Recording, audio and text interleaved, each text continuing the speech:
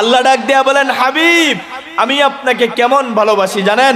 আপনার একে একে তিনজন পুত্র সন্তান যখন মরে গেল, ইন্তেকাল করলো, আবু জাহেল, উতবা, সাইবারা রাস্তা দিয়ে হাঁটে আর বলে বলে বেড়ায়, আরে মুহাম্মদের একে একে তিনজন পুত্র সন্তান মারা গেল, মুহাম্মদের নাম নিশানা থাকবে না, মুহাম্মদের পরিচয় থাকবে না, মুহাম্মদের নাম নেওয়ার মতো কেউ থাকবে না। হাবিব আমি আল্লাহ আপনাকে ভালোবেসে আবু জাহেল, উতবা, সাইবাদের কথার জবাব আমি স্বয়ং নিজে দিয়েছি। কেমন ভাবে দিলাম?